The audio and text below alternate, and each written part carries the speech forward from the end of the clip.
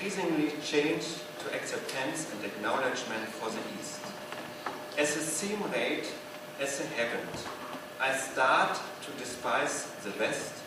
Of course, the West was in a difficult situation during the Cold War, as the communist policy was a permanent assault in its own population as well as on the West.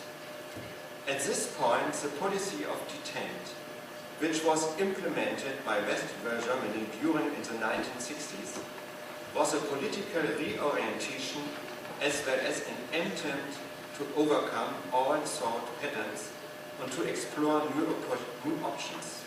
It was, in the best sense of the word, a democratic policy as it focused on menschliche Erleichterung.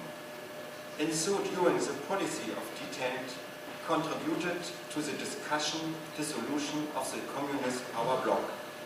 It strived to end the highly dangerous arms race and to disarm. Also, it skillfully succeeded to link the East's efforts for reconciliation with human rights issue and menschliche Erleichterung.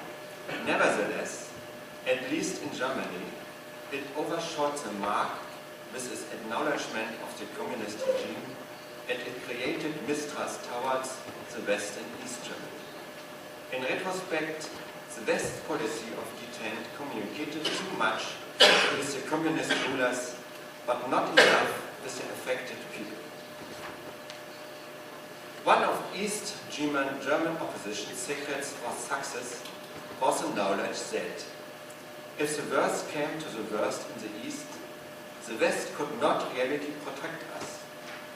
We could only depend on ourselves, and thus we were able to act freely and self-determinedly. This way, we realized that we could make a start on the GDR's political transformation and democratization, alone and self-determined. In the process, our self-confidence and self-systems grew. However, a peculiarity of in the history of reunification was a feeling of takeover and control of the East matters by the West, which for me was connected with a sense of liberation and disempowerment. Even though I wanted the German reunification, I still felt a sense of heteronomy. The high price for the SED dictatorship was shown to the East Germans only after the German reunification. This included the disappearance of economic structures, high unemployment rates, and the ongoing migration process from the East German regions to the west of our country. Some of this could have been avoidable if the economic reconstruction of East Germany had been handled in a more active manner. By contrast, the dissolution of the NVA, the GDR army, was successful and utterly quiet. One secret for its success was to allow former military officers to keep their military honor. This did not cost the West anything. After the reunification, the military officer did not pose any danger to democracy. For the new North Korean army, however, you will need a conversion and civilization program. It might be possible to use the qualifications of some to the officers in the economy.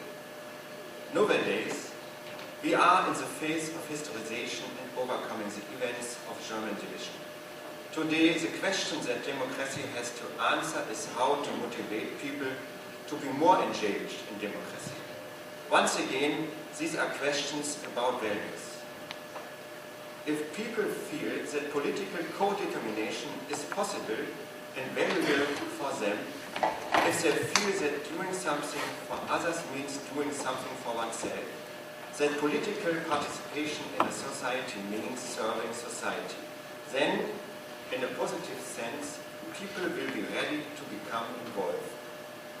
A democratic policy can support this by apportioning people individual dignity and values, as well as conveying freedom and making clear that even as an individual you can have influence within one's limits. However, the ancient Greeks once said that people participate in politics only for three reasons: fear, vanity, and privilege. I suppose with such a kind of realism we come closer to the trust.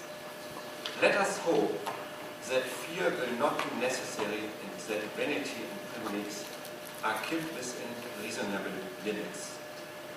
I wish you success for your country's future. It has been a great pleasure for me to talk about my experience of Germany overcoming communism.